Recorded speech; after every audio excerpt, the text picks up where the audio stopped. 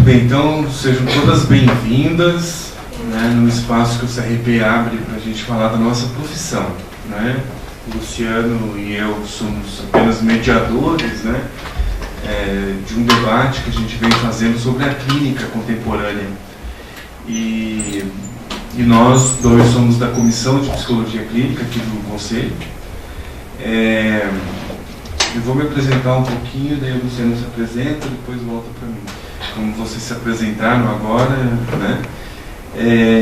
Então eu fiz toda a minha formação em São Paulo, minha graduação, fiz mestrado, doutorado e pós-doutorado em São Paulo, na PUC e na USP, em São Paulo. E eu sou paranaense, né? Então estou retornando minhas origens aqui do Paraná. E tenho também pensado, escrito muito sobre um pouco da interface entre a clínica e a sociedade, né? Clínica e cultura. Porque ao longo desses anos de estudo e pesquisa, eu fui descobrindo que aquilo que às vezes na graduação parece que psicologia social e psicologia clínica não se conversam, na verdade se conversam mais do que a gente possa imaginar, e é muito necessário essa conversa.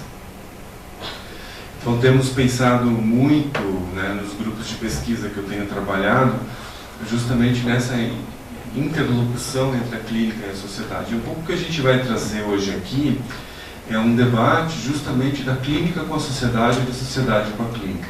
A clínica não está fora da sociedade, ela precisa dialogar com a sociedade, porque às vezes a gente se perde um pouco nas áreas dentro da própria psicologia e às vezes a gente acaba advogando contra a gente mesmo.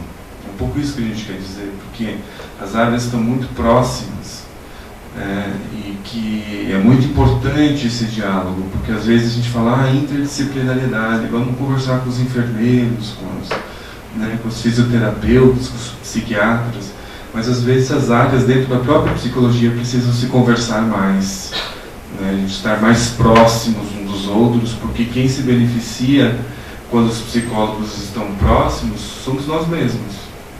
Quem ganha com isso somos nós mesmos, né? Então, os diálogos, né, entre as áreas da psicologia sempre agrega para nós. Um pouco hoje que a gente vai pensar com vocês, né, nesse sentido de como esses desafios para a clínica contemporânea é justamente um diálogo franco com a sociedade que a gente precisa responder, né, que muitas vezes a clínica, a gente vai ver aqui que ela vai meio atrasada, muitas vezes, as mudanças que a própria sociedade já estrutura. Só que as mudanças que a gente tem que fazer, elas também não podem ser descuidadas. Precisam ser mudanças cuidadosas para não ferir o nosso código de ética, para não ferir, né, as próprias normativas da profissão. Mas isso a gente vai falar depois. Então, boa noite. Sejam bem-vindas, né, a esse espaço. A gente quer cada vez mais que os profissionais se aproximem do CRP. É um dos nossos objetivos dessa gestão, ter essa proximidade maior entre o CRP e os profissionais participarem mais efetivamente das questões aqui discutidas e aqui empreendidas, né? Então, para nós é muito importante a presença de todos vocês, assim como o pessoal que assiste pela internet. A gente espera que tenha aí bastante gente nos vendo pela transmissão ao vivo. Meu nome é Luciano Bugalski, eu hoje sou um dos conselheiros aqui do CRP, nesse 13º plenário, e como eu falei, uma das coisas que a gente tem valorizado muito é a discussão em todas as áreas, né? Nós procuramos fazer na composição já desse plenário, um plenário com bastante diversidade de atuações, né? Nós temos gente do Paraná inteiro e de todas as áreas de atuação, exatamente para que o debate fique mais rico, para que a gente possa ter uma riqueza maior ainda nos debates e a gente possa, e a nossa profissão acabe ganhando com isso, né, nesse sentido. Como é que a gente vai falar de diversidades nos seus mais diferentes aspectos, né, diversidade de opiniões, diversidade de gênero, diversidade de conceitos, enfim, diversidade política, se a gente não tem um meio diverso também para estar debatendo. E aí eu sou colaborador da Comissão de Psicologia Clínica, coordeno também uma outra comissão, que é a Comissão de Psicologia na Assistência Social. Temos várias outras comissões em andamento no CRP, mas hoje especificamente vamos falar sobre a psicologia clínica e alguns dos desafios, e eu espero que a gente não seja um pouco amargo na dose para falar desses desafios.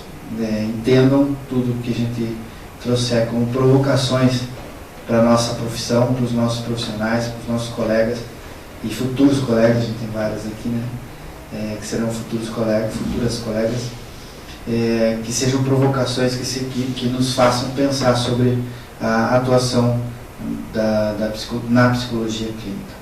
Ok? Então, Nadir, você começa?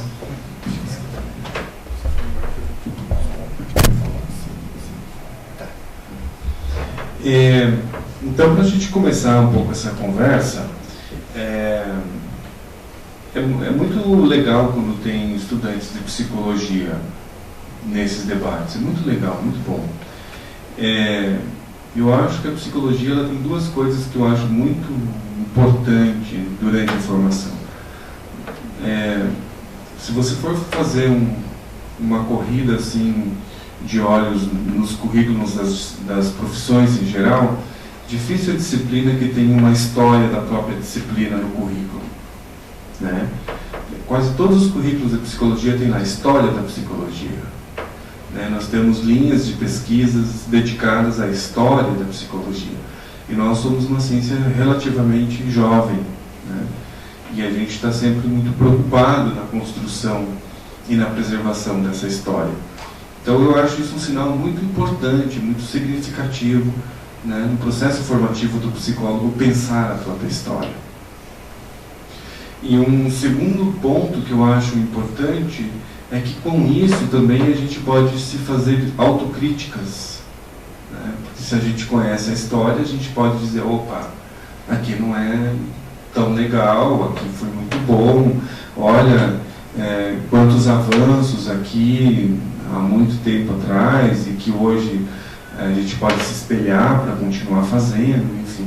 Então a gente tem uma história da psicologia de fato muito rica, né, e uma das coisas que é a participação do psicólogo, do estudante de psicologia no processo formativo, né, e que isso dá um frescor e uma possibilidade então de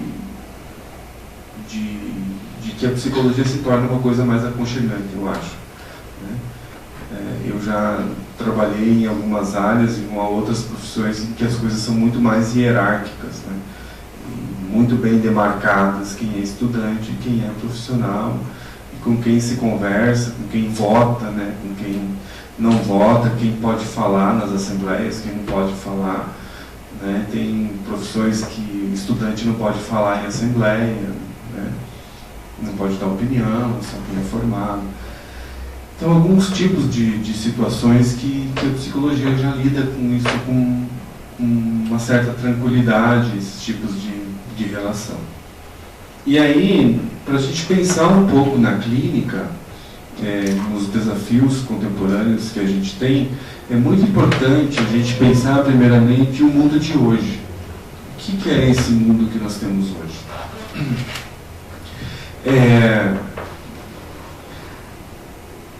Primeiro, eu não sou muito partidário de dizer assim, hoje temos assim o super jovem descolado, né, a geração W, X, Z, como se fosse todos os jovens dessa geração com essa característica.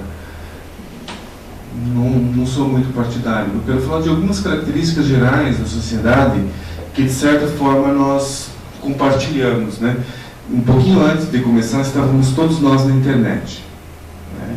Todos, eu, vocês, todos nós estávamos respondendo as mensagens, né? Nos articulando, e aí vocês podem ver que já com essa chegada e essa popularização da internet, nós começamos a estabelecer entre nós diversos tipos de relações que não mais precisam necessariamente da presença física um do outro. E isso nos dá certas mudanças importantes, nos oferecem mudanças importantes na forma como a gente se relaciona um com o outro. Não significa que a gente não sofre quase das mesmas coisas, significa que a forma que a gente tem de lidar um com o outro e de se apaixonar um pelo outro já não mais precisa necessariamente passar pela presença física, né? E que você pode fazer amigos virtuais, você pode ter namorados e namoradas virtuais, você tem Second Life, né? A sua cidade virtual em que você faz o que você bem entende.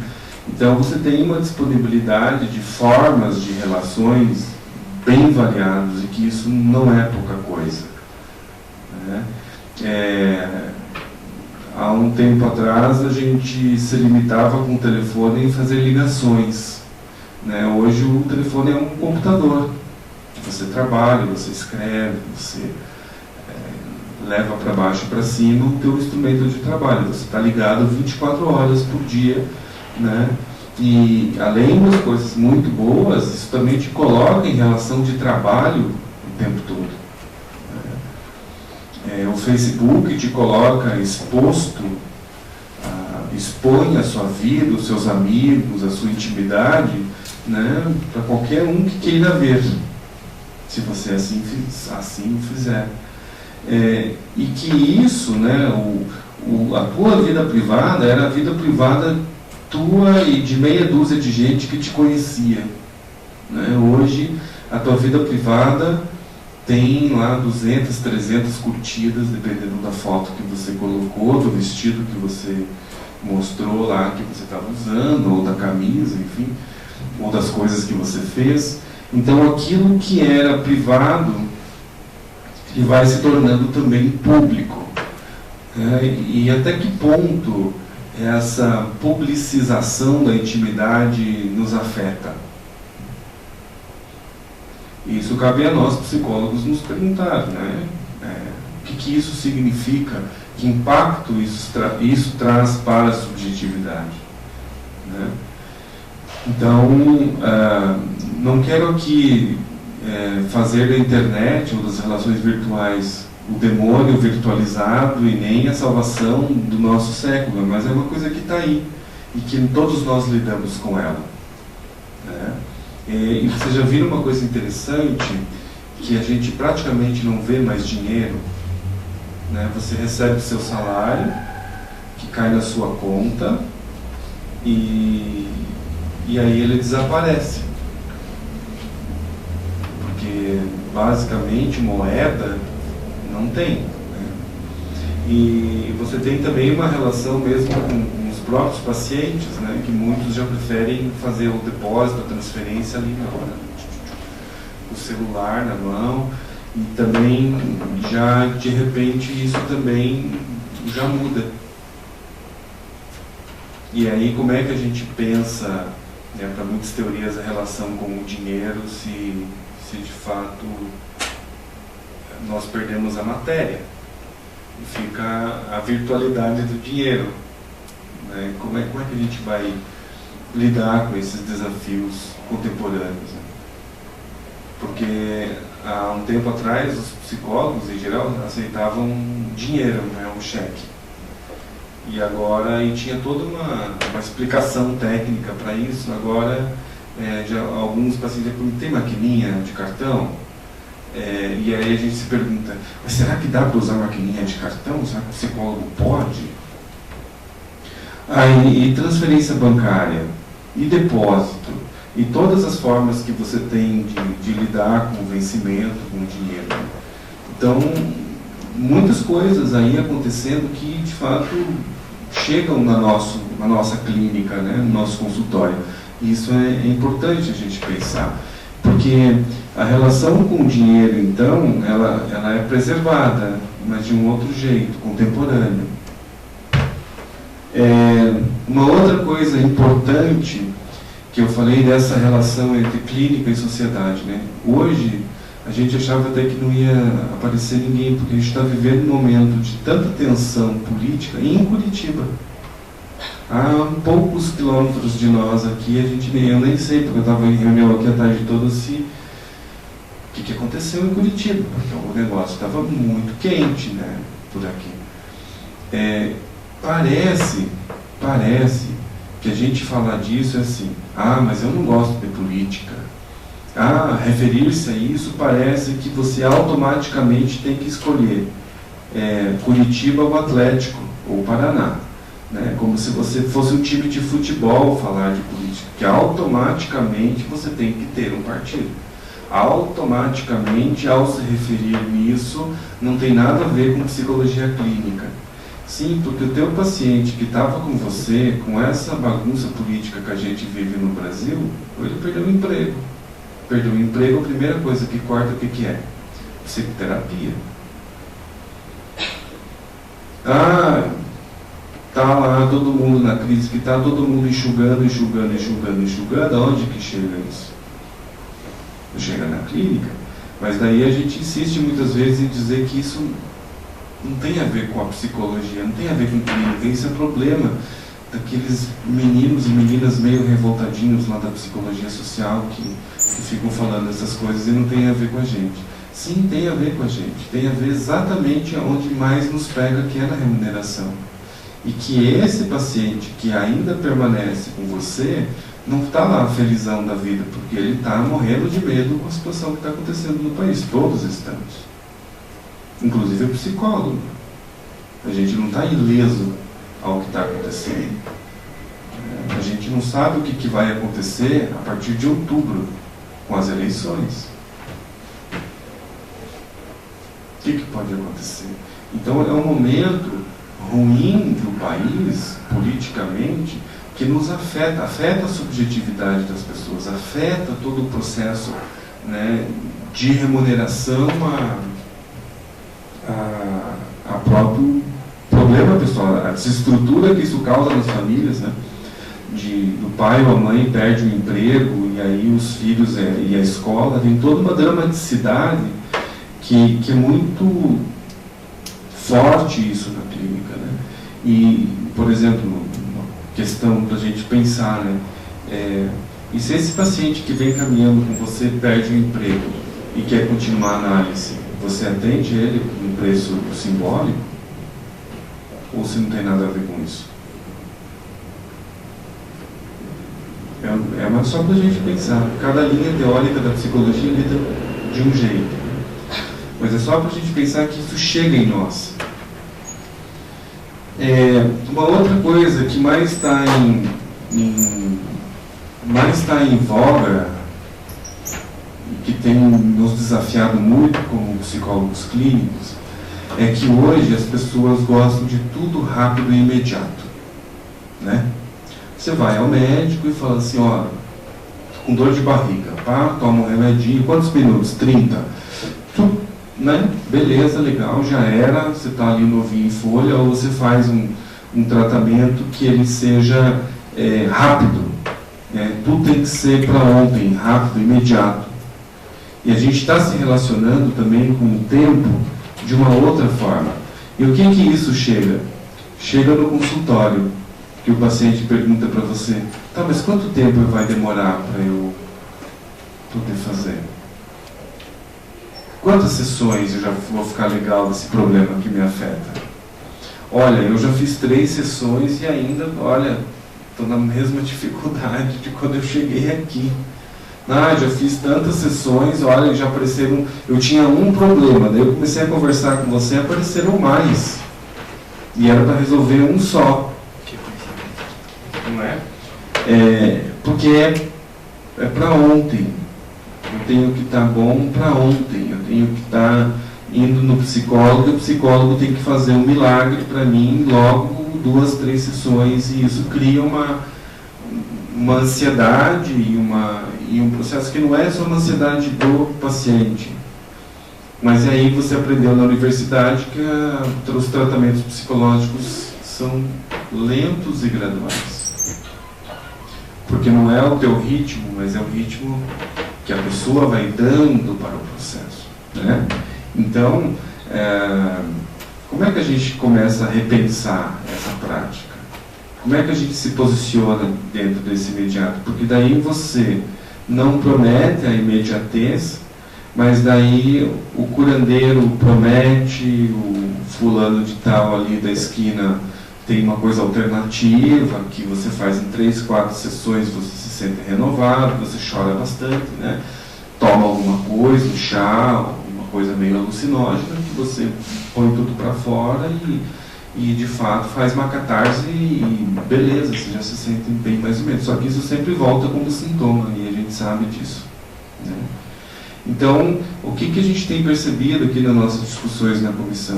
Com essa imediatez, muitos psicólogos têm migrado para ditas psicologias alternativas, que se dizem mais rápidas. E o que nós temos feito? Porque parece muito legal. Olha, que avanço, né? Que coisa boa. Só que essas ditas alternativas, o que a gente acaba abrindo mão? Da cientificidade da própria psicologia. Porque meio que qualquer coisa pode. E aí a gente abre mão daquilo que nos caracteriza como ciência e profissão. Nós somos uma profissão com base científica. Nós temos todo um ritual científico que nós aprendemos na universidade para conduzir a profissão dentro de normas, de critérios, e assim por diante. Então, há uma migração rápida para isso. Eu não estou dizendo que eu sou contra. Eu estou dizendo que com essa migração a gente acaba abrindo mão e desvalorizando a própria profissão da gente, né? Porque meio que qualquer coisa pode dentro da psicologia, né? E a gente fica repensando, afinal, que critérios se tem. E eu tenho conversado muito com recém-formados, assim, até pela própria experiência na universidade. Parece que os 5 anos de psicologia, as teorias se tornam um peso, um fardo, né? Porque nós, na psicologia, adotamos um currículo chamado generalista nos últimos anos, que você aprende de tudo e nada ao mesmo tempo, que deixa os alunos perdidos e ansiosos, né?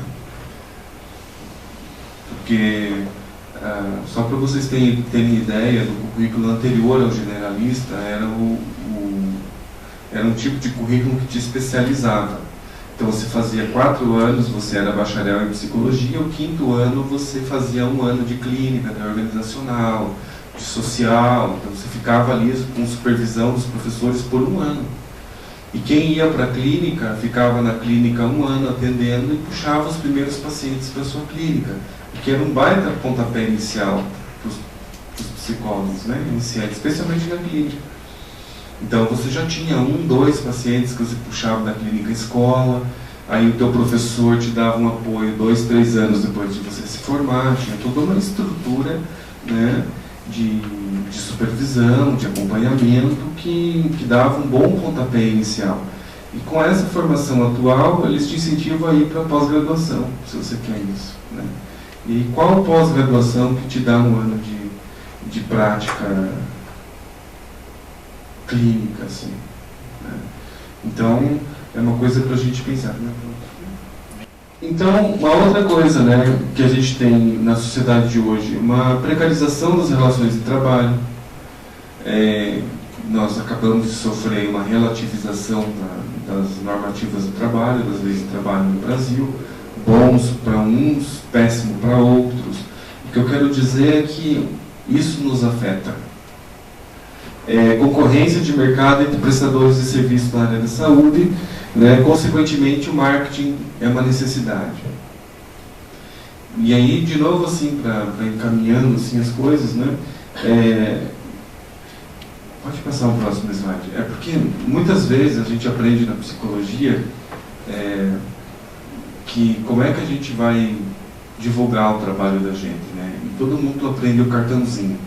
Ah, vou fazer um cartão. A primeira coisa que quem se forma é fazer um cartãozinho, né? É legal o cartão hoje, mas quem que faz cartão? Quem que usa cartão hoje em dia?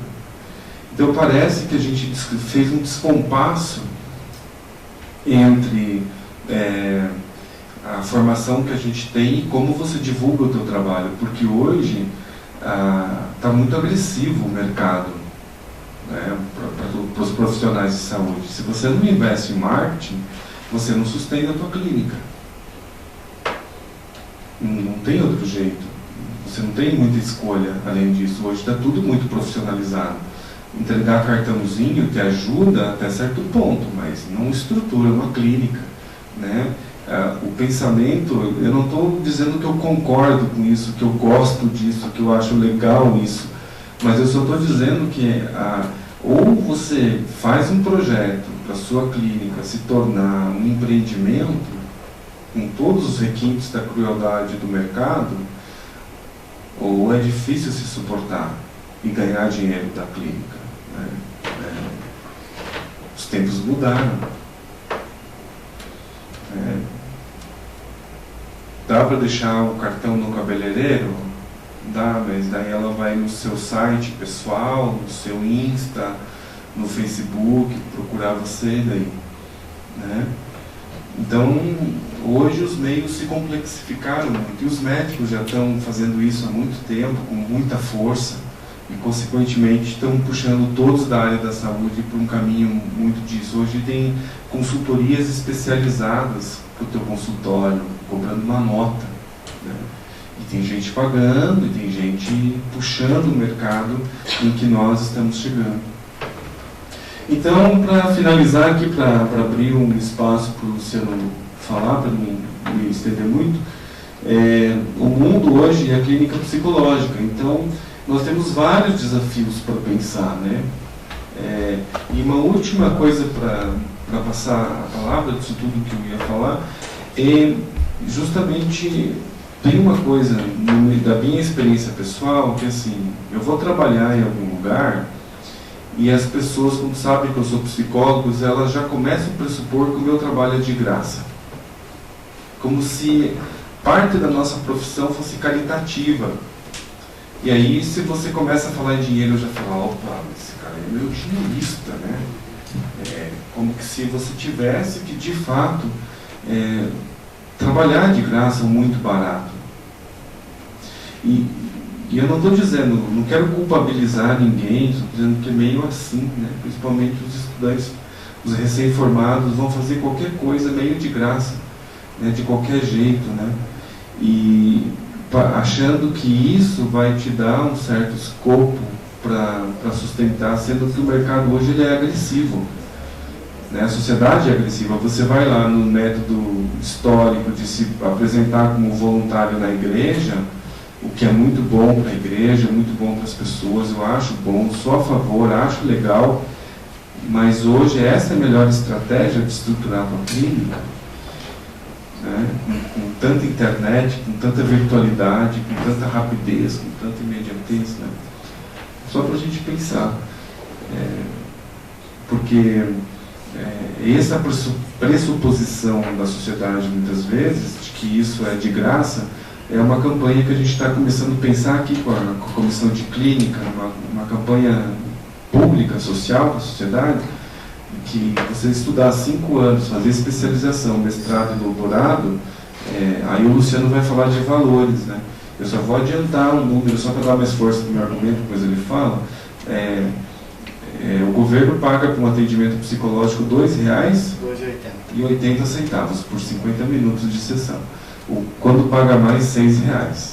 Né? Então eu não estou falando de algo que isso está institucionalizado. E que se a gente não começar a prestar atenção e começar a falar disso, né, debater isso e se preocupar com isso, a gente vai continuar nas estratégias que nunca dão certo e só reforçam isso, né? Para quem faz trabalho de graça, ganhar R$ 2,60 já são R$ 2,60. Vou pedir para a Carla tocar a apresentação aqui. Na verdade, eu me preocupei em trazer, assim, até como responsabilidade minha como conselheiro, trazer 3 assuntos que estão sendo discutidos agora, né, nesse período, aqui dentro do Conselho. São 3 temas que surgiram agora recentemente e que a gente vem discutindo quase que em todas as plenárias, quase que a gente tem plenária uma vez por mês, que seria na sexta e no sábado, e outra na sexta-feira. Enfim, são várias discussões que nós temos acerca desses assuntos. Pode passar, desculpe. Então, assim, as 3 situações atuais que a gente está em discussão hoje são essas aí, ó, planos, convênios e clínicas, que a gente está discutindo junto com o Sindipsi, o Sindicato dos Psicólogos. Esse tema já vem há algum tempo, já, eu acredito que desde 2015, mais ou menos, vem sendo conversado aqui no Conselho, da situação dessa interface, né, da nossa profissão com os planos e convênios. E aí tem várias implicações, e o sindicato tem participado conosco nesse debate, falando disso. Outro tema que surgiu agora recentemente, os valores remuneratórios, que são os valores que a gente consegue receber, né? E os atendimentos sociais foi um tema, foi o último que surgiu agora no sábado, a gente discutiu ainda com a Comissão de Orientação e Fiscalização. Então, para falar disso, planos, convênios e clínicas junto com o Sindipsi. O que a gente fez? A gente marcou uma primeira reunião com o sindicato, né? Fizemos uma ampla divulgação, o pessoal da comunicação aqui do Conselho é muito eficiente nisso, e fizemos uma divulgação bacana no site, no Facebook, enfim, vários meios. E aí nós tivemos a primeira reunião sobre isso. Na primeira reunião nós tivemos em torno de acho umas 25 pessoas mais ou menos. Aí nessa discussão, fizemos uma rodada de apresentação e qual seria o interesse de cada pessoa nessa reunião. E para nossa surpresa, eu acho que em torno de, vou chutar aqui 70% a 80% das pessoas que estavam na reunião vieram achando que a reunião seria para orientação de como se credenciar, como ingressar nos planos e convênios, e não debater a remuneração, não debater as condições de trabalho, que foi a proposta inicial. Então vocês veem que, apesar de a gente saber que há uma precariedade nisso tudo, a remuneração é baixa, os contratos são precários, enfim, a relação é difícil. Você hoje, para se credenciar enquanto profissional autônomo, é muito difícil, é mais fácil se credenciar ligado a alguma clínica, a uma pessoa jurídica, né? Então são vários aspectos que seriam discutidos, mas as pessoas vieram interessadas em como ingressar nisso, como ingressar nessa relação. Então, dentro da discussão que nós tivemos, a gente falou bastante sobre a precariedade das relações de trabalho, e aí falamos dos contratos. Muitas vezes a maioria dos profissionais que trabalham em clínicas, e principalmente com relação aos convênios, dificilmente tem um contrato formal de trabalho com essas clínicas, né? Não há uma relação de trabalho formal. E isso é um problema, porque se houver qualquer dificuldade na relação trabalhista, isso pode gerar, enfim, processo trabalhista para a clínica, mas também para o profissional pode gerar prejuízo. Então, principalmente nesse sentido, o sindicato bateu bastante forte, até querendo que a gente pudesse discutir mais a fundo essa questão do contrato de trabalho. A transparência, muitos profissionais trabalham hoje sem saber exatamente quanto a clínica recebe do plano de saúde e dos convênios e quanto ela recebe, qual é o percentil, né, qual a porcentagem que ela recebe desse valor. Então não há uma transparência, não há uma clareza do que recebe em troco do seu trabalho. A questão dos valores, que são baixos, né, a remuneração hoje, para quem trabalha com convênios, é bastante baixo, e o volume de trabalho acaba sendo bastante alto. O tempo é reduzido, ou seja, na maioria dos casos os atendimentos são de 30 minutos, quando não são de 30 minutos, já considerado o tempo para você fazer os seus registros, ou seja, você tem que atender em 25, sei lá, ou 20, 25, para poder ter um tempo para fazer o teu registro, para atender o outro paciente na sequência. E o volume de atendimentos, né? Pessoas que atendem aí 12 ou ou mais pacientes num dia, para ter um volume de atendimentos maior e ter, enfim, um valor agregado maior no seu recebimento. O outro aspecto que surgiu foram os valores remuneratórios. Essa foi uma provocação, na verdade foi uma reclamação que a Comissão de Orientação e Fiscalização aqui do Conselho recebeu, falando sobre os municípios que estão pagando valores, como o Nadir falou, em torno de R$ 2,80 por sessão, por atendimento, e em alguns casos R$ 6,00, que é o valor que está na tabela do SUS. Esse R$ 6,00 é um valor que é estabelecido para profissionais não médicos, atendimentos de profissionais não médicos, essa diferenciação que a tabela faz. E os R$ 2,80 eu não encontrei na tabela ainda, mas pelo que eu entendi é um valor atribuído à sessão de psicoterapia. Então se veja que se torna praticamente inviável, né? Uma pessoa que atende o dia todo, quanto é que vai agregar em valor de atendimento. Mas essa é a tabela do SUS que nós temos hoje. Quando a gente ouve aí na mídia, ou enfim, nas discussões, nos debates, que a tabela SUS hoje é defasada, de fato ela é defasada. Nós temos uma defasagem gigante. Nós temos médicos, para falar de médicos, que é um profissional que é muito melhor remunerado do que nós, na maioria das vezes. O médico na atenção primária, na unidade básica de saúde, atende a R$10. Ou seja, o SUS repassa R$10 para um atendimento, uma consulta médica na unidade básica. Paga 11 para o atendimento de especialista. Paga 13 para o atendimento de urgência e emergência. Então, são os valores que a gente tem por referência. Então, houve essa provocação da Comissão de Orientação e Fiscalização e nós criamos agora um GT, um grupo de trabalho, para discutir os valores remuneratórios, principalmente na área pública, né, nos atendimentos públicos. Então, os municípios acabam tendo que contratar e oferecer por esse valor, até porque eles têm limitação. Então, nós temos aí o valor oferecido por sessão de R$ 2,80 por atendimento. Fica difícil, né? R$ 2,80 você manter uma supervisão, você manter a tua própria terapia, enfim. De acordo com o parecer do Departamento Jurídico, o procedimento adotado de credenciamento é legalmente previsto, ou seja, essa contratação é legal. Se o município fizer e o profissional topar receber isso, plenamente legal. Não há problema jurídico nisso. E os municípios não podem pagar, além disso, se forem usar recursos diretamente do SUS, a não ser que eles usem recursos próprios, ou seja, do Tesouro Municipal. Recursos livres, né, que a maioria dos prefeitos chama. Então, eu recebo do SUS R$2,80, eu, prefeito, digamos, recebo R$2,80. E tenho que complementar com dinheiro do município, aquele dinheiro que é de recurso livre, que seria para investimento, para outras situações dentro do município, tem que ser complementado para oferecer um valor que seja atrativo para o profissional vir. Ainda dentro dos valores remuneratórios, você acaba precarizando o trabalho, porque ou você atende em grupos terapêuticos, ou enfim, você tem que aglomerar pessoas para poder melhorar a questão da remuneração. Ou outros jeitinhos, né, outras formas que se acaba encontrando para poder aumentar o repasse. Valorização profissional, tempo de formação e investimento necessário, que isso fica secundário, né, quando você se propõe a atender por um valor tão baixo.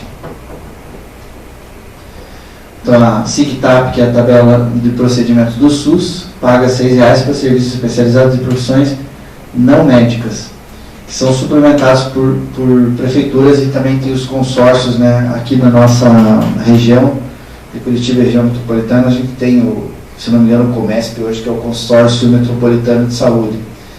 Esse consórcio ele não é tão forte, mas no interior do Paraná nós temos muitos consórcios, esses consórcios com uma atuação bastante forte e bastante importante nessas regiões para dar o atendimento de saúde para as pessoas. Na discussão a gente chegou à conclusão de que a função do Conselho não é discutir diretamente essa questão da remuneração exatamente, ou da forma, ou da precariedade de contratação, mas que o CRP pode contribuir na discussão sobre os impactos das baixas remunerações no exercício profissional dos psicólogos e psicólogas. Então a nossa função vai ser fazer essa discussão, fazer esse debate sobre qual é o impacto que isso tem. E aí depois eu vou fazer umas perguntas, algumas provocações, como eu falei no início, para tentar fazer a gente refletir sobre esse assunto. A escolha da abordagem teórica, técnicas, práticas, número de sessões necessárias, infrações éticas, a gente acaba percebendo que isso fragiliza o processo ético.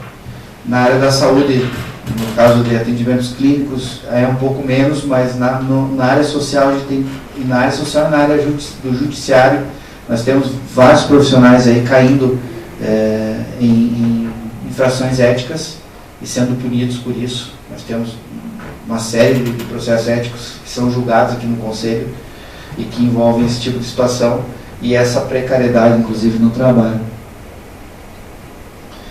E aí nós chegamos a... Vocês viram a notícia agora recente que o Ministério da Saúde aprovou, enfim, as práticas integrativas complementares.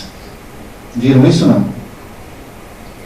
Por exemplo, hoje, constelações familiares têm previsão de receber recursos. Se alguém for fazer constelações na rede pública, pode ser remunerado, ou seja, o prestador de serviço, né, o município, o Estado que proporcionar esse serviço, pode receber recursos públicos referentes a essa oferta.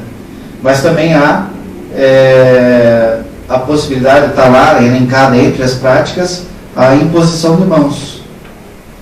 É uma prática integrativa reconhecida hoje pelo Ministério da Saúde. Assim como tem, por exemplo, a arte-terapia.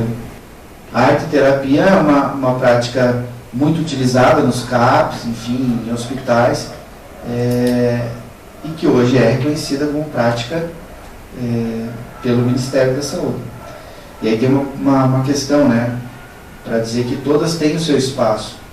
E nós entendemos como importante observar, olhar para isso, e eu acho que não há profissão mais qualificada para olhar para essas práticas do que a nossa, não com a crítica ou com o olhar da reprovação, mas com o olhar da análise, do estudo. Como é que isso funciona? Isso está sendo estudado? Isso está sendo pesquisado?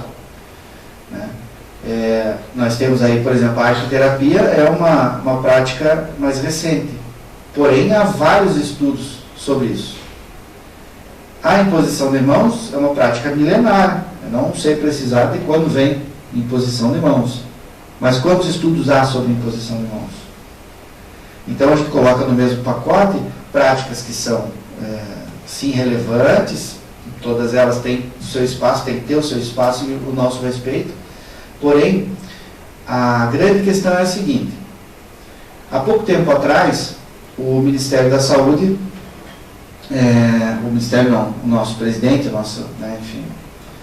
o nosso país recebeu a notícia de que haveria um teto de gastos.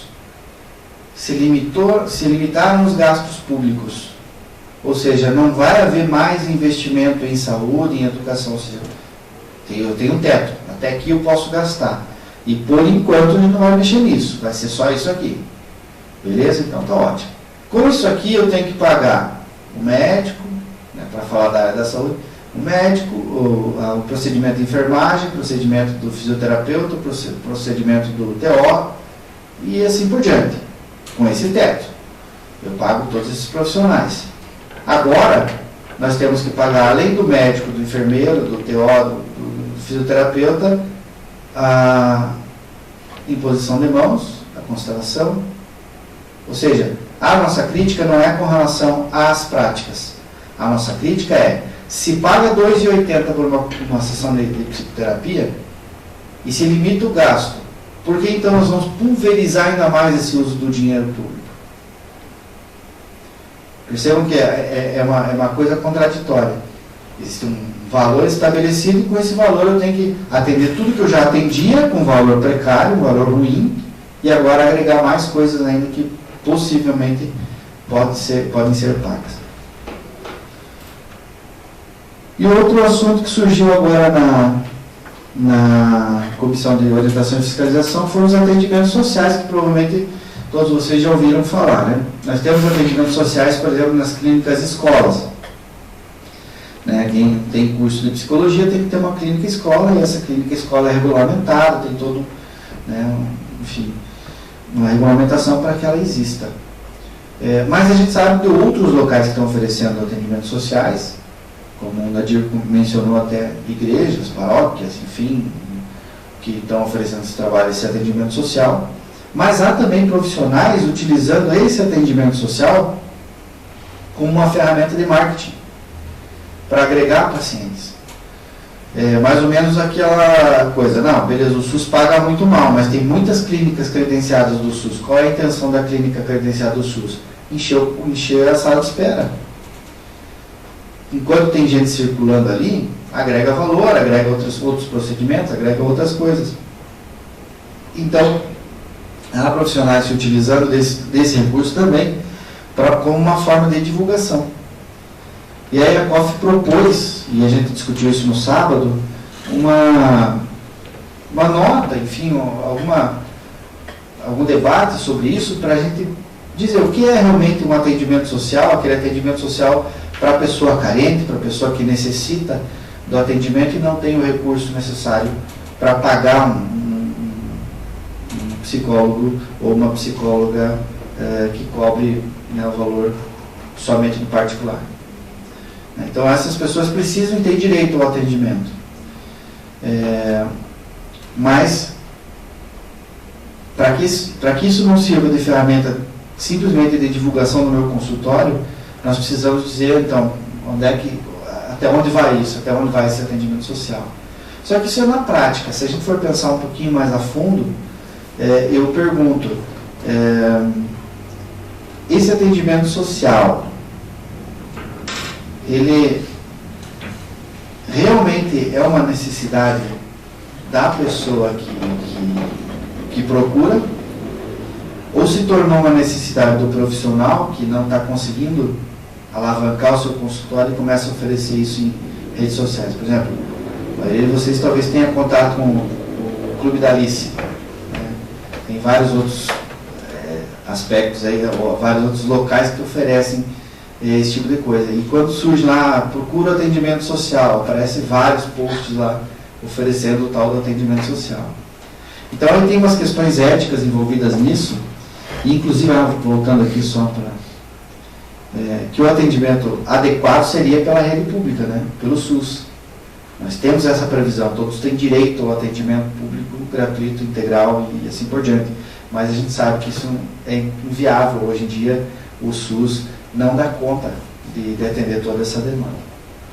E aí nós temos alguns aspectos éticos, né, e legais que são do nosso Código de Ética. Então, princípio fundamental 3, o psicólogo atuará com responsabilidade social, analisando crítica e historicamente a realidade política, econômica, social e cultural.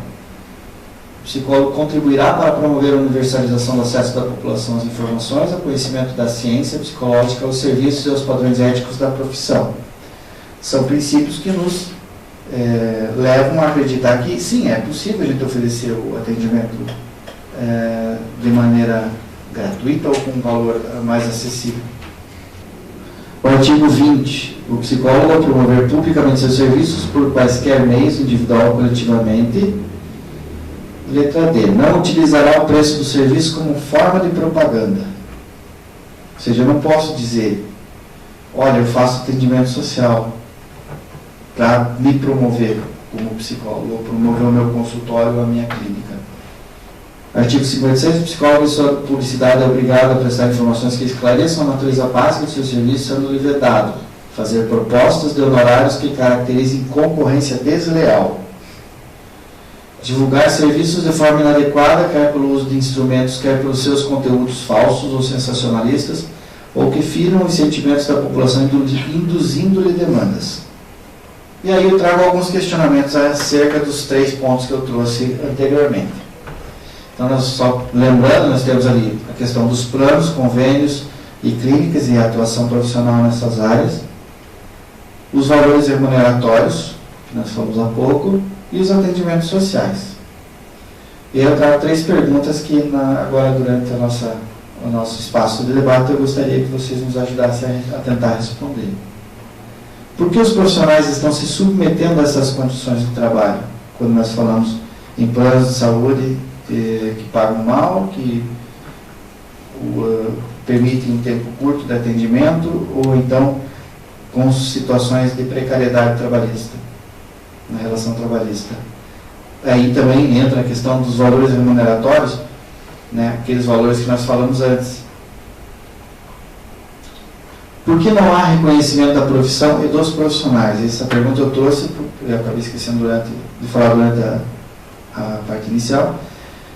Nós sabemos que os municípios eles fazem um esforço muito maior para contratar um médico, porque precisam contratar esse médico mesmo recebendo, por exemplo, um médico custa hoje, digamos, R$11 mil, R$12 mil para o município, para contratá-lo. Esse médico vai render em torno de, vamos usar um número que é da prática, enfim, 16 consultas por dia, que são 80 consultas por semana, 4 semanas são 320 consultas por mês. 320 consultas por mês vão render para o município, ou seja, o município vai conseguir receber do SUS R$3.200 e gasta 12 mil para contratar um médico. Por que no caso do médico esse esforço é maior do que no caso de um psicólogo? Porque a nossa profissão é menos, tem menos reconhecimento do que outras. A nossa profissão e os nossos profissionais. E os atendimentos. De quem é a demanda pelo atendimento social? É realmente da população? A gente sabe que sim. A gente sabe que tem muita gente que precisa e que não tem acesso se não for dessa forma. Mas Freud já falava da nossa relação com o dinheiro, né? Como é que está a nossa relação com o dinheiro? Como é que nós nos relacionamos com isso? Nós temos conseguido estabelecer que, beleza, eu agora recentemente recebi um retorno de uma paciente, mas que já estava em sofrimento há um tempo e que uma familiar me procurou dizendo assim, olha, a fulana precisa de atendimento. Eu falei, ok, manda ela conversar comigo, mas ela não quer conversar porque ela não está podendo pagar. Eu falei, não tem problema, essa não é a questão. A questão é eu cumprir com o meu dever de acolher e de atendê-la como eu puder para tentar reduzir o sofrimento dela. Esse é um atendimento social que se justifica. É um atendimento que temporariamente vai dar o acolhimento que a pessoa precisa e, por outro lado, não serve como divulgação minha, a não ser pelo fato de eu me responsabilizar pela continuidade do atendimento dela. Entendeu? Então são essas provocações que a gente traz e a gente espera ter trazido alguma contribuição e alguma provocação e espero de vocês agora os questionamentos que vocês queiram trazer. Tá ok? Dúvidas, perguntas, questionamentos? Bom, então, na minha opinião, ali respondendo a primeira questão, do porquê que os profissionais estão se submetendo a essas condições de trabalho, eu como recém-formada, eu estou vendo muita dificuldade também, né, para começar a prática clínica. A gente sabe que tem essa dificuldade inicial, enfim, até estabelecer a nossa clientela. E eu acho que tem muito a ver realmente com essa falta de reconhecimento do próprio público, tanto do Estado quanto do próprio público, né? Igual você disse ali, o pessoal está ficando sem emprego, o que eles vão cortar primeiro dos gastos mensais deles, né? É o psicólogo, né? Não vai cortar médico, não vai cortar coisas que eles supostamente acham mais importante. Então, eu acho que a gente está se submetendo a essas condições de trabalho, de planos e de receber pouco e de fazer atendimento social, às vezes, muitas vezes até de graça. Eu acho que por causa disso, assim, sabe? Por causa dessa falta de reconhecimento do próprio público, assim. Isso, de certa forma, também é uma desvalorização nossa em relação a nós mesmos, mas é uma coisa que eu acredito que todos os recém-formados, pelo menos, se veem na necessidade de fazer esse tipo de propaganda para iniciar os trabalhos. Eu queria falar um pouquinho também do que você tinha comentado, Nadir, anteriormente, a questão da tecnologia, né? Tive que fazer um Instagram recentemente para divulgar o trabalho, né? Hoje em dia você falou da questão da necessidade do marketing, hoje em dia você tem que fazer uma página no Facebook, tem que fazer um Instagram profissional. E eu queria saber um pouquinho de vocês, assim, vocês falassem um pouco sobre o sintoma que mudou hoje, né, na prática clínica. Pelo menos a minha abordagem é psicanalítica, então eu falo de sintoma, né? E a questão das mídias sociais, da tecnologia, envolve muito isso, assim, né? Então, assim, por exemplo, hoje a gente tem o Instagram, que as pessoas têm uma vida perfeita e todo mundo é muito bonito, e isso cria uma angústia que, sei lá, há 20 anos atrás, 10 anos atrás, não existia. Então, como que fica essa questão da diferença dos sintomas de hoje em dia para os sintomas de 10 anos atrás? Só para responder a primeira parte do questionamento, com relação à valorização, de fato, a gente tem, nas nossas discussões aqui no Conselho, a gente tem percebido isso. E aí nós traçamos um planejamento estratégico para o nosso período de gestão, né, que seria até 2019, até o próximo ano. Nesse planejamento estratégico, a gente fez a previsão de um dos aspectos, um dos eixos que a gente trabalha, da divulgação para a comunidade, do modo geral, da importância do psicólogo e do trabalho da psicologia. Entendeu? É ainda difícil você massificar isso, mas nós tivemos aí no mês do psicólogo, né, no dia do psicólogo do ano passado, já uma ação um pouquinho mais encorpada, e a nossa intenção é que esse ano isso tenha um corpo ainda maior, e durante todo o ano a gente vem promovendo isso de forma que a profissão possa ser reconhecida pela comunidade, de modo geral, pelas outras profissões e internamente, né, entre nós profissionais. Como é que é seu nome? Ana Flávia. Ana Flávia. Eu acho suas colocações muito interessantes, né?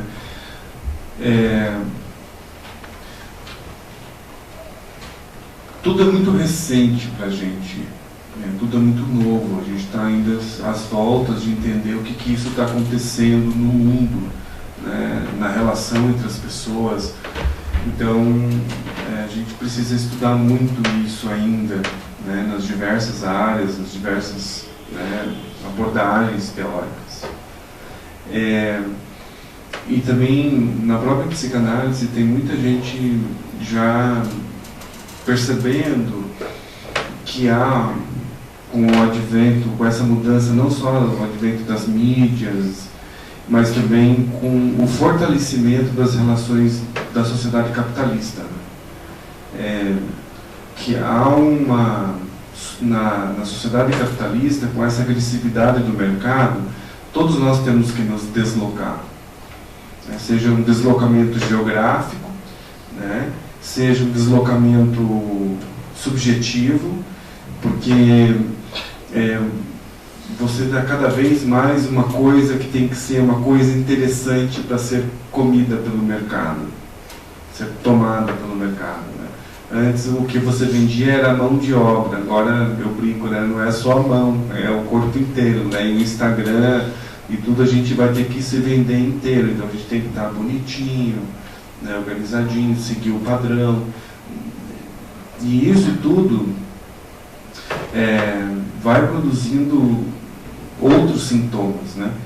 E aí, uma das coisas que tem mais me impressionado, né, pegando o exemplo da psicanálise, o que alguns autores, Zizek, Vladimir Safatli, Dunker, etc., eles vão dizer assim, o que antes no Freud havia um imperativo do super-eu, né? O super-eu era um imperativo de gozo pela coerção, pela lei, não faça, não transgrida a lei, não transgrida a norma, né? Hoje, o imperativo de gozo na sociedade de consumo é assim: goze a todo custo, nem que seja às custas do seu colega ao lado, mas você tem que estar gozando o tempo inteiro.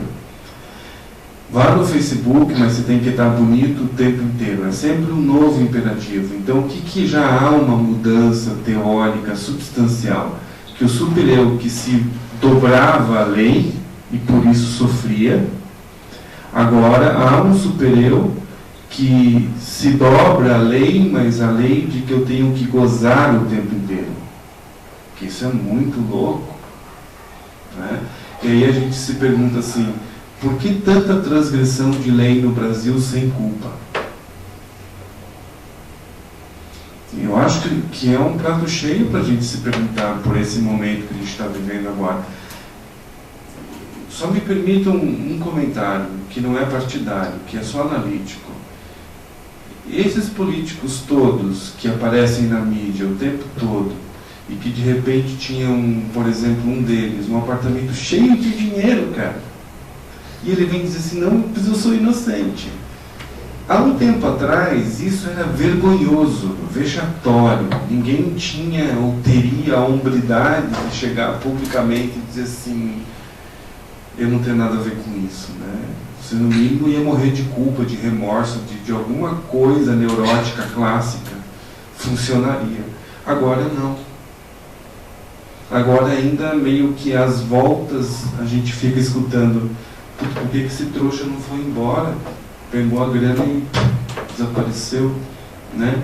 É como que a gente já permite que esse super-eu que devia, né, agir de alguma forma coercitiva, ele permite que você goze. Não, pode roubar mesmo, seja esperto e não mostre para ninguém, né? Vira um imperativo. E isso, em última instância, não é legal, isso faz sofrer. E aonde que ele vem se queixar disso? Não muitas vezes quem está com o apartamento cheio de dinheiro, mas como é que isso rebota? Rebota para aquele que faltou o dinheiro, para aquele que é oprimido por um chefe, né? Uma outra dado de pesquisa, assim, hoje as empresas estão promovendo pessoas com perfil próximo do perverso, de novo uma categoria psicanalítica. O traço tem que ser perverso, porque o cara com um traço cada vez mais perverso, mais ele consegue, né, promoção. Daí o neurótico clássico do século XX, trabalhador, honesto, pontual, tudo organizado, né, morrendo de medo de ser mandado embora, na hora da promoção não é promovido, na hora da reestruturação é o primeiro a ser demitido. O que isso dá na cabeça do neurótico clássico, um curto-circuito. Fala assim, como é que eu sigo a lei como um neurótico clássico de um super-eu repressivo e eu não sou promovido, só me dou mal e só me ferro? E como é que o cara que é fanfarrão, que é opressor, que é sacana, que faz política de baixo calão, esse cara é promovido? Esse cara que sofre esse neurótico clássico aparece nos nossos consultórios. Então, até pegando... Está escutando? Até pegando o link do que você acabou de falar sobre essa transgressão, está surgindo um momento em que o profissional está tendo que ser agressivo, como o Luciano estava falando, diante do mercado, para se posicionar, para aparecer para as pessoas, porque senão não aparece. As pessoas não vai aparecer, ninguém vai indicar. Então, e ao mesmo tempo daí esbarra na questão ética, como você tinha falado. E aí isso já está chegando na gente, essa própria transgressão, né? Aí até que ponto a gente pode ir? Porque a demanda do meio é de que a gente seja esse transgressor, de que a gente vai, fale que vai fazer um preço mais barato, que a gente pode atender de tal jeito, do jeito que o paciente precisa, sendo que a gente não pode fazer isso, a gente não pode se comprometer dessa forma, mas o meio está pedindo, está pedindo, está pedindo. Isso. E aí, de certa forma, a gente começa a perder espaço, né? E aí surgem situações de, como o Nadir falou, né, que atendem muito mais rápido e de maneira que amenize a dor, né, pelo menos provisoriamente. E isso vai nos colocando contra a parede.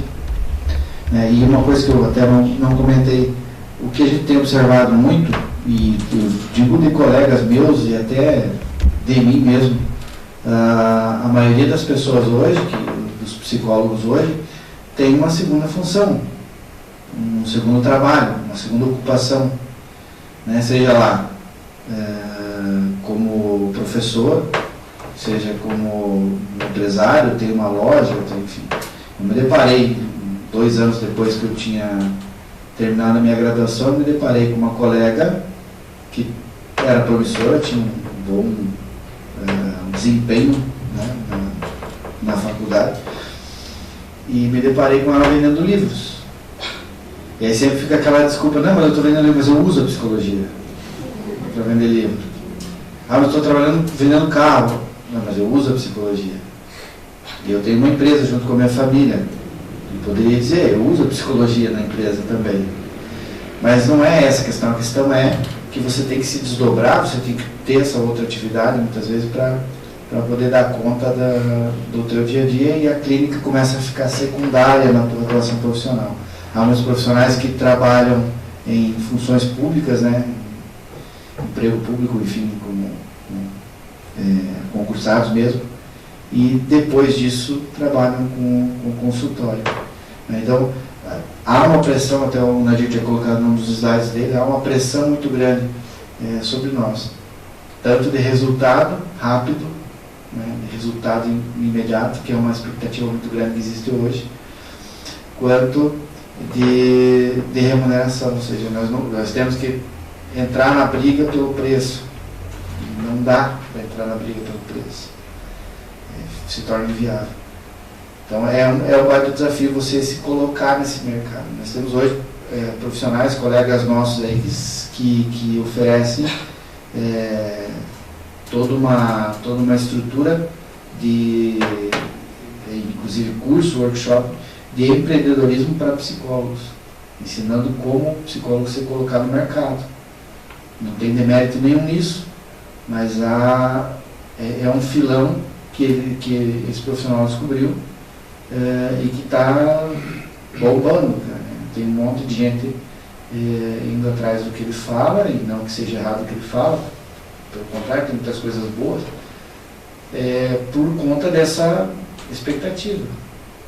Eu tenho que dar conta, eu tenho que levar o leite das crianças para casa, né? Mas ao mesmo tempo não posso me corromper eticamente, porque o nosso código também tem as suas, né, dá as suas limitações para a nossa atuação. Eu achei uma questão muito interessante, especialmente na questão da agressividade. Sim, vamos dar aula de empreendedorismo, que é muito interessante, mas vamos formar um monte de gente agressiva, individualista, buscando o seu espaço. Porque é isso, né? Essa é a normativa do sistema. O sistema funciona assim. Eu sempre falo com os meus alunos assim, né? O capitalismo ele se estrutura basicamente em função da extração de riqueza pela mão de obra, né? A exploração da mão de obra. Não é porque eu meio se revoltado, né? Tipo, esse cara vai ser meio, né, revoltado, então ele está falando, não, isso é doutrina do sistema neoliberal. É a base do sistema que nós vivemos. Então, a base do sistema que nós vivemos, ele sobrevive pela extração de riqueza por meio da exploração de mão de obra. Como é que vive a Vale do Rio Doce? Através da extração de minério, e esse minério é extraído por meio das pessoas que ali estão, que vendem a sua mão de obra. Então ele ganha pela venda do minério, mas atravessado pela exploração da mão de obra. Então não é eu que estou aqui, isso é sistema capitalista, não tem nada de esquerda nisso, isso é sistema puro capitalista. A base do sistema é isso, é assim que funciona.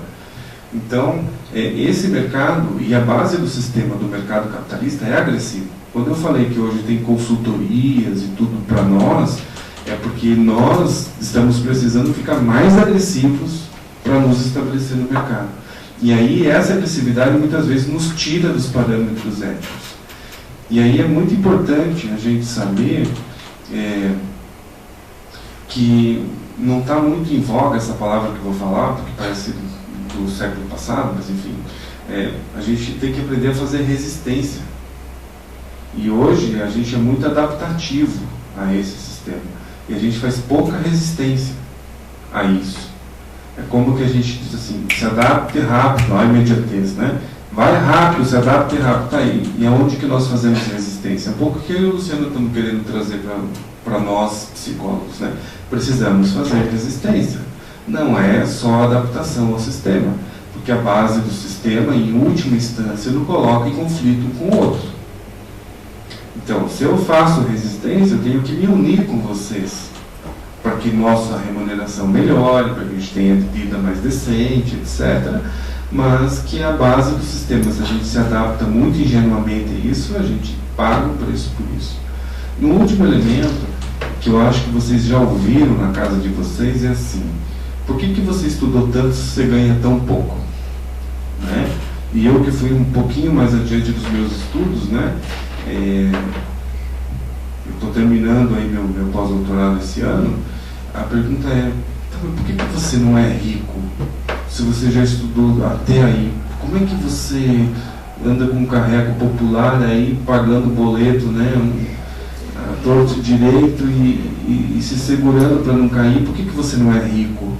Usando carnê de travesseira. Mais ou menos isso. Um paciente meu falou assim, eu pedi autorização para ele, então eu vou usar. Que ele falou assim: no próximo Halloween eu vou me fantasiar de boleto, né? Porque eu vou assustar todo mundo. Eu chego na sua casa, bato lá, doces ou travessuras de boleto, o dono da casa cai duro no chão, né? Porque hoje o grande fantasma é o boleto, né? Você trabalha em função do boleto. Então, é um pouco isso que a gente está falando, né? Por que a gente estuda tanto e ganha tão pouco? O que isso quer dizer, em outras palavras? Se você arranja os subterfúgios e ganha mais, né, e se adapta mais rápido, né, então a gente reproduz a lógica que o próprio sistema nos coloca. Então, um pouco da resistência ela é necessária. E eu queria elogiar muito esse conselho, porque olha, esse conselho permite que a gente fale disso. Tem conselho que não permite isso, que a gente fale disso, que a gente problematize isso, né? E nós estamos falando disso para uma plateia muito seleta, né? De 5, 6, 7, 8 mil psicólogos, né? Mas hoje é 16 ou 17 mil. Pois é. Mais alguém? Eu acho que atualmente o acesso da sociedade ao ensino superior cresceu muito. Então, nos últimos 2 anos, o número de candidatos por vaga de psicologia na UFPR quase ficou um pouco atrás de medicina. E eu sou da PUC, né, mas muitos universitários da PUC, digamos que quase a metade, são bolsistas ou tem algum programa do governo como FIES ou financiamento da própria universidade. Muitas vezes esses alunos, quando eles vão para o mercado de trabalho, eles vão com um pensamento de pôr em prática mesmo tudo aquilo que viram durante a graduação. E chegando no mercado de trabalho tem exatamente essa agressividade, essa questão capitalista mesmo, né, esse modelo capitalista, né? Muitas vezes, por conta disso, eles acabam se submetendo a esse tipo de trabalho, como o Luciano disse, atender por 25 minutos. E isso acaba fazendo com que a psicologia se perca como ciência. Então, por ser uma ciência nova também, né, ela está começando a se construir. Então, por oferecer esse trabalho de uma forma limitada, as pessoas acabam não valorizando por conta desse trabalho não tão assertivo que o profissional acaba oferecendo, e acaba desvalorizando mesmo. Então eu vejo muitos comentários de pessoas falando: eu fui através de um plano de saúde, um profissional de psicologia me atendeu e o atendimento foi péssimo. Então esses discursos acabam sendo reproduzidos no meio social. Eu acho que é como se fosse um ciclo, né? E daí acaba que a psicologia não passa uma boa impressão por estar agora no começo, assim, da divulgação. Então, por exemplo, medicina tem esses discursos também, mas ela já tem um papel, um status na sociedade muito maior do que da psicologia. E a psicologia, por estar tendo esse espaço maior agora, atualmente, né, ela já passa isso de uma forma, uma imagem mais manchada, digamos assim. Então, acho que esse é um problema assim, que eu vejo. Eu quero deixar bem claro aqui que a ideia não é dizer que quem atende por planos e convênios, ou quem opta por isso, ou quem precisa fazer isso, que é o caso acho que grande maioria, né, os profissionais que trabalham com clínica, não há demérito nenhum nisso, não há problema nisso. Né? O que a gente está fazendo aqui foi... Nem demonizar. Nem demonizar. A gente só tem que desenvolver um senso de discussão, um senso crítico nesse sentido e tentar levantar os porquês, né? Levantar questionamentos, levantar situações para que a gente consiga ganhar corpo nessa discussão, para a gente consiga trazer isso mais à tona, consiga falar mais sobre isso. Né? Eu falei, inclusive, né, muitos profissionais acabam optando por ter duas ocupações, que é a clínica e mais uma ocupação. Também não há problema nisso, e não há problema com qualquer profissão que seja. A questão é que nós precisamos fazer a reflexão do porquê que isso está sendo necessário, por que nós precisamos estar, a nossa profissão precisa estar exposta a esse tipo de situação. Né? É uma questão de valorização. E aí que vem todo o trabalho que, como eu falei, a gente vem se esforçando, né, fazendo um esforço grande para fazer que a nossa profissão seja mais reconhecida, para fortalecer essa profissão que nós todos amamos e queremos continuar nela pelo resto da vida. Você sabe que eu estava pensando quando você estava falando, que é uma discussão que a gente tem feito na USP e que eu confesso a vocês que eu nunca me foi permitido. Olha, eu estou fazendo pós-doutorado, então no pós-doutorado, né, eu estava lá numa discussão, o pessoal estava falando das dimensões de cura da psicanálise e até mesmo da psicologia. Né? A gente cura ou não cura? Eu falei assim, olha rapaz, se eu falasse isso na minha graduação, muitos professores iam me reprovar, porque eles reprovar não no sentido da nota, mas uma reprovação de que, peraí, isso é coisa de médico, isso é coisa de curandeiro, nós não fazemos isso. Daí a pergunta que eu sempre me fiz, se a gente não faz isso, o que a gente faz? O que a gente faz? Sim, nós não curamos igual o médico, nós não curamos igual o fisioterapeuta, mas então o que a gente, profissional da saúde, a gente oferece o quê? O que nós oferecemos para as pessoas? E eu achei corajosa essa discussão, porque é uma discussão que nós, né, a gente está trazendo aqui, o Luciano, eu, a coordenação, a equipe, né, a comissão clínica de assistência social, que eu também estou na comissão de assistência social. A gente cura ou não cura? O que a gente vende para as pessoas? O que a gente oferece para o paciente? Aí é o que a gente vem se perguntando, assim.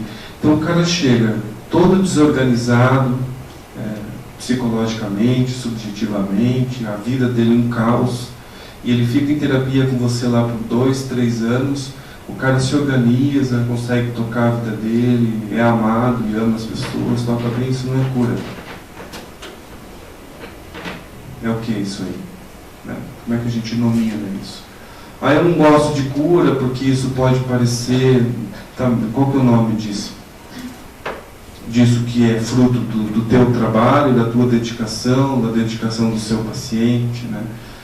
Porque muitos falam, mas não sou eu que curo. Não, mas também não é o médico que cura, ele junta os ossos se juntam. Né? É o processo do paciente que vai grudar os ossos ali na perna dele.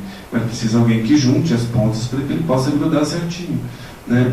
E isso a gente chama de cura. E para a nossa prática psicoterapêutica, analítica, a gente não chama, não pode.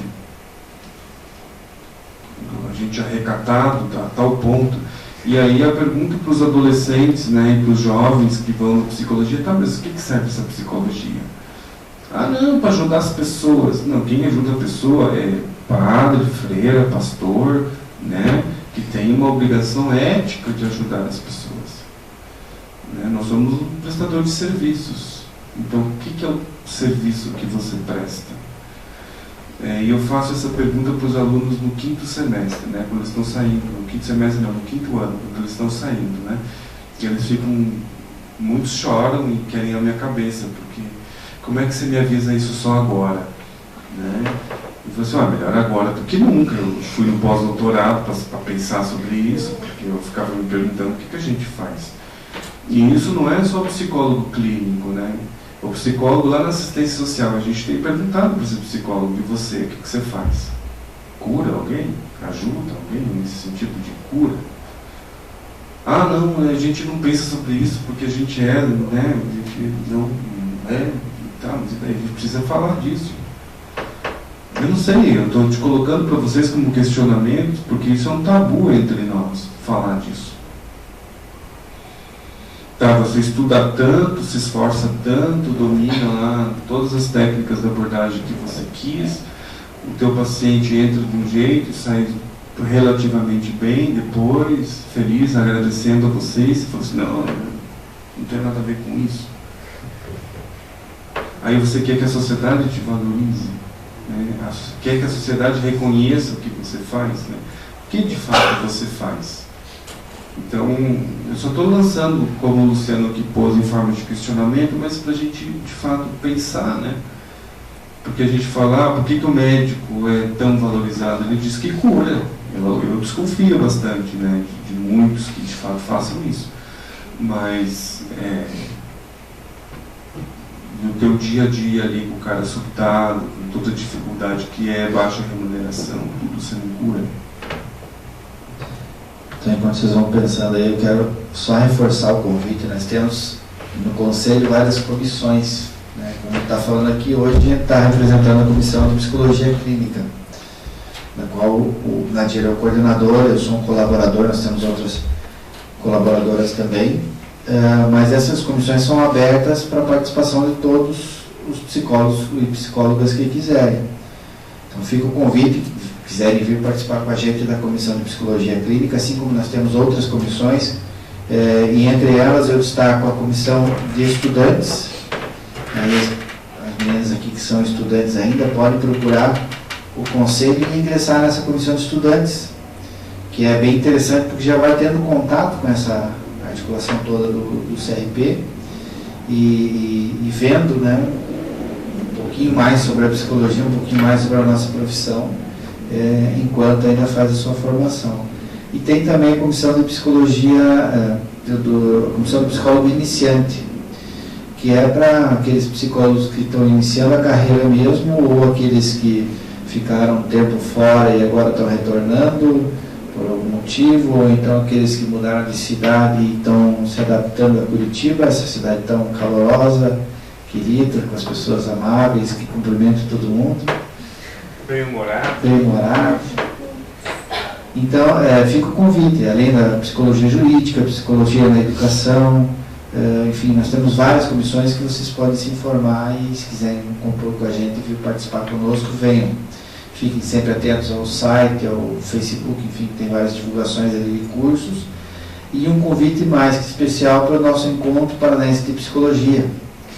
Em agosto nós temos o nosso encontro e a previsão é que seja um evento para em torno de 2.500 pessoas. Vai ser em Foz do Iguaçu. Se fizerem uma inscrição agora até dia 31, tem um preço mais acessível, tem um valor reduzido. E aí tem outros lotes que vão ficando um pouquinho mais caros, mais perto do evento. Mas vai ser um evento que está sendo preparado com muito carinho, muito empenho. Nós temos já a confirmação de várias participações importantes da psicologia do país. Inclusive temos junto com esse encontro um encontro da Tríplice Fronteira, em que nós vamos ter alguns profissionais de outros países participando. Enfim, várias atividades, várias mini-cursos, palestras, enfim, que vão acontecer, e além das 3 conferências grandes que a gente vai ter nas 3 noites do encontro. Fica o convite para tudo isso aí e mais um pouco que vocês conseguirem vir compor conosco, porque só assim, só a nossa categoria vindo participar, se interessando, se empenhando na valorização e no fortalecimento da nossa profissão, é que nós vamos conseguir ter uma profissão com mais força, na nossa sociedade e que os municípios, o Estado, todo mundo vai valorizar ainda mais.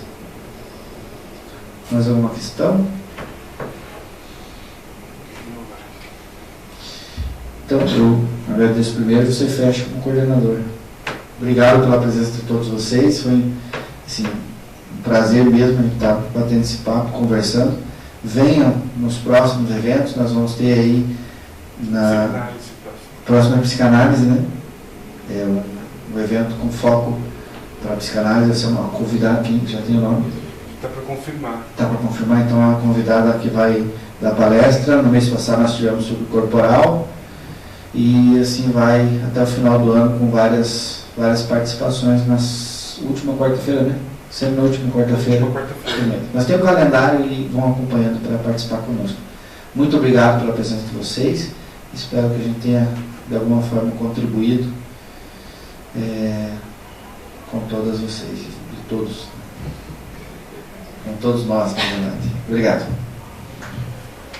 Então, pessoal, muito obrigado por essa oportunidade de conversar, né, de ter esse espaço, né, eu acho, né, é uma alegria estar aqui com o Luciano também, né, um amigo aqui do CRP, e é bom sempre ter essas conversas, né, com colegas, com estudantes, para que assim a gente possa repensar a psicologia, né, e fazer da nossa prática uma prática melhor, e ainda, como um bom entusiasta, por que não muito melhor, né? Então, muito obrigado e até abril com o tema sobre psicanálise clínica. Obrigado.